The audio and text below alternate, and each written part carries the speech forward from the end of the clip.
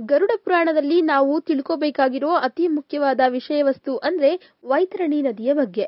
ಮನುಷ್ಯ ಮಾಡಿದ ಪಾಪ ಕರ್ಮಗಳಿಗನುಸಾರ ಸತ್ತ ನಂತರ ನರಕಕ್ಕೆ ಹೋಗ್ತಾರೆ ಅಂತ ಗರುಡ ಪುರಾಣದಲ್ಲಿದೆ. ಆದ್ರೆ ನರಕಕ್ಕೆ ಹೋಗ್ಬೇಕಾದ್ರೆ ಈ ನದಿಯನ್ನ ದಾಟಿಕೊಂಡೇ ಹೋಗ್ಬೇಕು.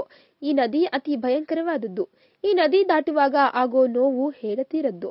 ಈ ನದಿ ಒಂದು ಯೋಜನೆಗಳಷ್ಟು ವಿಸ್ತಾರವಾಗಿದ್ದು, ಈ ವಿಸ್ತಾರದಲ್ಲಿ ಅಗ್ನಿ ಇದ್ದು ಇಲ್ಲಿ ತಾವು ಮಾಡಿರೋ ಪಾಪಕರ್ಮಗಳನ್ನ ನೆನೆಸಿಕೊಂಡು ಆಕ್ರಂದನ ಮಾಡ್ತಿರ್ತಾರೆ. ಅಷ್ಟೇ ಅಲ್ಲದೆ ಮರಣಾನಂತರದ ಕ್ರಿಯೆಗಳು, ಯಮಲೋಕ ವರ್ಣನೆ, ನರಕಲೋಕ, ಬಲವನ್ಮರಣೆ, ಜನನ ಮರಣಗಳು, ವಿವಿಧ ದಾನಗಳು, ಯಮಲೋಕದ ಬಾಧೆಗಳು ಹೀಗೆ ಕೆಲವೊಂದು ವಿಷಯಗಳ ಬಗ್ಗೆ ಗರುಡ ಪುರಾಣದಲ್ಲಿ ವಿವರಿಸಲಾಗಿದೆ. ಈ ನದಿಯಲ್ಲಿ ನೀರಿನ ಬದಲಾಗಿ ರಕ್ತ, ಕೀವು, ಮೂಳೆಗಳು, ಮೃದುವಾಗಿರೋ ಮಾಂಸಖಂಡಗಳು ಇರ್ತವಂತೆ. ಈ ನದಿಯಲ್ಲಿ ಅತಿ ಭಯಂಕರವಾದ ಮೊಸಳೆಗಳು, ಮಾಂಸ ತಿನ್ನುವ ಕ್ರಿಮಿ ಕೀಟಗಳು, ಪಕ್ಷಿಗಳು ಇರೋದ್ರಿಂದ ಪಾಪಾತ್ಮರಿಗೆ ಈ ನದಿ ದಾಟೋದೇ ಒಂದು ಅಸಾಧ್ಯ ಅಂತ ಹೇಳಬಹುದು. ಅಷ್ಟೇ ಅಲ್ಲದೆ ಸೃಷ್ಟಿಯಲ್ಲಿರೋ ಎಲ್ಲಾ ಮಾಂಸಾಹಾರಿಗಳು ಈ ನದಿಯಲ್ಲಿಯೇ ಇರ್ತವಂತೆ. ನರಕಲೋಕಕ್ಕೆ ಹೋಗ್ಬೇಕಂದ್ರೆ ಸೌಮ್ಯ, ಶೌರಿ, ನಾಗೇಂದ್ರ ಭವನ, ಗಂಧರ್ವ, ಶೈಲಾಗನು, ಕ್ರೌಂಚ, ಕ್ರೂರ, ವಿಚಿತ್ರ ಭವನ, ಬಹ್ವಪದ, ದುಃಖದ, ನಾನಾಕ್ರಂದ, ಸುತಪ್ತ, ರೌದ್ರ, ವಯೋವರ್ಷಣ, ಶೀತಾಖ್ಯ, ಬಹುಬಿಂದಿ ಅನ್ನೋ 16 ನರಕಗಳನ್ನ ದಾಟಿಕೊಂಡು ಯಮಪುರಿಗೆ ಹೋಗ್ಬೇಕಾಗುತ್ತೆ. ಉನಾಶಾನ್ ಮಾಸಿಕಂ ಅಂದ್ರೆ ಮನುಷ್ಯ ಸತ್ತ ಬಳಿಕ 171 ದಿನಗಳ ಕಾಲ ಪಿಂಡಗಳನ್ನು ಪೂಜಿಸಿದ ಬಳಿಕ ಜೀವನು ಯಮನ ಸಹೋದರ ವಿಚಿತ್ರ ರಾಜ ಪರಿಪಾಲನೆ ಮಾಡೋ ವಿಚಿತ್ರ ಭವನ ಅನ್ನೋ ಪಟ್ಟಣವನ್ನ ಸೇರ್ತಾನಂತೆ. ಅಲ್ಲಿಂದಲೇ ವೈತರಣಿ ನದಿ ದಾಟಬೇಕು. ಗೋದಾನ ಮಾಡಿದವರು ಈ ನದಿಯನ್ನ ದಾಟ್ತಾರೆ. ಗೋದಾನ ಮಾಡದೇ ಇರೋರ್ಗೆ ಈ ನದಿಯು ನೀರು ಕುದಿಯುವ ಹಾಗೆ ಕಾಣಿಸುತ್ತಂತೆ. ಪಾಪಾತ್ಮರು ಇದರಲ್ಲಿ ಇಳಿದೇ ಹೋಗ್ಬೇಕು. ಪಾಪಾತ್ಮರ ಹೊಟ್ಟೆಗೆ ಮುಳ್ಳು ಚುಚ್ಚಿ ಮೀನುಗಳನ್ನ ಮೇಲಕ್ಕೆತ್ತಿದಂತೆ ಆಕಾಶ ಮಾರ್ಗದಲ್ಲಿ ನಡೆಸ್ತಾ ಯಮಕಿಂಕರರು ಈ ನದಿಯನ್ನ ದಾಟಿಸ್ತಾರಂತೆ. ಸೀತಾದ್ಯ ನಗರದಲ್ಲಿ ಜೀವಿಯ ಪಾಪಕರ್ಮಗಳನ್ನ ಲೆಕ್ಕ ಹಾಕಿ ಜೀವಿಯ ಸಾಂವತ್ಸರಿಕ ಶ್ರಾದ್ದದ ದಿನಪಿಂಡಗಳನ್ನ ತೆಗೆದುಕೊಂಡು ಬಳಿಕ ಬಹುವಿತಿಯನ್ನ ಜೀವಿ ಸೇರ್ತಾನೆ.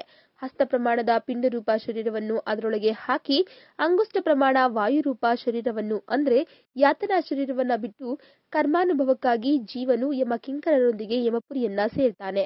ಪ್ರಾರಬ್ಧ ಕರ್ಮವನ್ನ ಅನುಭವಿಸಲಿಕ್ಕಾಗಿಯೇ ಯಾತನಾ ಶರೀರದ ಜೀವನನು ಪಾಪಾತ್ಮರೊಂದಿಗೆ ಯಮಪುರಿ ಸೇರ್ತಾನೆ. ಶ್ರಾದ್ದ ಕರ್ಮಗಳನ್ನ ಸರಿಯಾಗಿ ಆವರಿಸದೇ ಇದ್ರೆ ಈ ಮುಂದಿನ ಪ್ರಯಾಣವು ಕಷ್ಟಕರವಾಗಿರುತ್ತಂತೆ.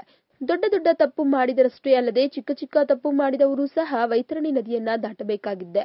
ಇದರ ಬಗ್ಗೆ ಒಂದು ಸಣ್ಣ ಕಥೆ ಇದೆ. ಧರ್ಮದೇವತೆಯೊಡನೆ ಧರ್ಮರಾಜ ಸ್ವರ್ಗಕ್ಕೆ ಹೋಗುವಾಗ ದಾರಿಯ ವೈತರಣಿ ನದಿ ಎದುರಾಯ್ತಂತೆ. ಅಲ್ಲಿ ದುರ್ಗಂಧ, ರಕ್ತ, ಮಾಂಸ, ಮೂಳೆಗಳು, ಭಯಂಕರ ಕ್ರಿಮಿಕೀಟಗಳು, ಮುತ್ತಿಕೊಳ್ಳುವ ನೊಣಗಳು, ಪ್ರೇತಾತ್ಮಗಳು ಗುಂಪುಗಳಿದ್ವಂತೆ.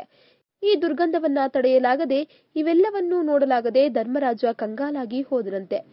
ದುರ್ಯೋಧನಾದಿಗಳೇ ಸ್ವರ್ಗಲೋಕದಲ್ಲಿರುವಾಗ ಇನ್ನು ನನ್ನ ಸಹೋದರರು ಹಾಗೂ ನನ್ನ ಹೆಂಡತಿ ಈ ನರಕದಲ್ಲಿ ಯಾಕಿರಬೇಕು ಎಂದು ಇಂದ್ರನನ್ನ ಧರ್ಮರಾಜ ಕೇಳಿದಾಗ ಕುರುಕ್ಷೇತ್ರದಲ್ಲಿ ಧರ್ಮರಾಜ ಆಡಿದ ಒಂದು ಸಣ್ಣ ಸುಳ್ಳಿನ ಫಲವೇ ಇದು ಎಂದು ಇಂದ್ರ ಹೇಳ್ತಾನೆ. ಅಂದ್ರೆ ಅಶ್ವತ್ಥಾಮ ಅತಃ ಎಂದು ಜೋರಾಗಿ, ಕುಂಜರ ಎಂದು ಮೆಲ್ಲಗೆ ಹೇಳಿ ಗುರು ದ್ರೋಣರನ್ನ ಮೋಸ ಮಾಡಿದ್ದಕ್ಕೆ ಸ್ವಲ್ಪ ಕಾಲ ಈ ನರಕದ ಅನುಭವ ಪಡಬೇಕಾಗುತ್ತೆ ಎಂದು ಹೇಳ್ತಾನೆ ಅಂತ ಕೆಲವರು ಹೇಳಿದ್ರೆ, ಇನ್ನು ಕೆಲವರು ಶ್ರೀಕೃಷ್ಣ ಹೀಗೆ ಹೇಳುವಾಗ ಧರ್ಮರಾಜ ಕೆಲ ಕ್ಷಣಗಳ ಕಾಲ ಯೋಚಿಸಿ ಹೀಗೆ ವಂಚಿಸೋದು ತಪ್ಪು ಅಲ್ವಾ ಅಂತ ಎದುರುತ್ತರ ಕೊಡ್ತಾನೆ. ದೇವರಿಗೆ ಎದುರುತ್ತರ ಕೊಟ್ಟ ತಪ್ಪಿಗಾಗಿ ಈ ನರಕವಾಸ ಅನುಭವಿಸಬೇಕಾಗಿ ಬಂತು ಅಂತಾನೂ ಹೇಳ್ತಾರೆ. ಒಂದು ಸಣ್ಣ ಸುಳ್ಳು ಹೇಳಿದಕ್ಕೆ ಅವರಿಗೆ ಶಿಕ್ಷೆ ಅನುಭವಿಸಬೇಕಾಗಿ ಬಂದಿರಬೇಕಾದ್ರೆ ಇನ್ನು ಈ ಕಲಿಯುಗದಲ್ಲಿ ನಾವು ಮಾಡೋ ಪಾಪಕರ್ಮಗಳಿಗೆ ಏನೇನು ಶಿಕ್ಷೆಗಳಿವೆಯೋ ಇಂಥವುಗಳನ್ನ ಓದುವಾಗ ಕೇಳುವಾಗ ಭಯ ಆಗೋದು ಸಹಜವೇ. ಅದಕ್ಕೆ ಗರುಡ ಪುರಾಣವನ್ನ ಮನೆಯಲ್ಲಿ ಇಟ್ಕೋಬಾರ್ದು ಅಂತ ಹೇಳ್ತಾರೆ. ಆದ್ರೂ ಇದನ್ನ ಮನೆಯಲ್ಲಿ ಇಟ್ಕೋಬಹುದು. ಆದ್ರೆ ಇದನ್ನ ಯಾರಿಗಾದ್ರೂ ಕೊಡುವಾಗ ಮಾತ್ರ ಹಂಸಪ್ರತಿಯೊಂದಿಗೆ ಕೊಡಬೇಕು ಅಂತ ಶಾಸ್ತ್ರ ಹೇಳುತ್ತೆ. ಈ ವಿಡಿಯೋ ನಿಮ್ಗೆ ಇಷ್ಟ ಆದ್ರೆ ಲೈಕ್ ಮಾಡಿ, ಶೇರ್ ಮಾಡಿ, ನಿಮ್ಮ ಅಭಿಪ್ರಾಯಗಳನ್ನ ಕೆಳಗಡೆ ಕಮೆಂಟ್ ಮಾಡಿ. ಇಂತಹ ಇನ್ನಷ್ಟು ಕುತೂಹಲಕಾರಿ ವಿಷಯಗಳನ್ನ ತಿಳ್ಕೊಳ್ಳಕ್ಕೆ ಅನ್ನೋನ್ ಫ್ಯಾಕ್ಟ್ಸ್ ಕನ್ನಡ ಚಾನಲ್ಗೆ ಸಬ್ಸ್ಕ್ರೈಬ್ ಆಗಿ. ಅಂದ ಹಾಗೂ ಆರೋಗ್ಯದ ಬಗ್ಗೆ ತಿಳ್ಕೊಳ್ಬೇಕಾದ್ರೆ ನಮ್ಮ ಇನ್ನೊಂದು ಚಾನಲ್ ಹೆಲ್ತ್ ಫ್ಯಾಕ್ಟ್ಸ್ ಕನ್ನಡ ಚಾನಲ್ಗೆ ಸಬ್ಸ್ಕ್ರೈಬ್ ಆಗಿ.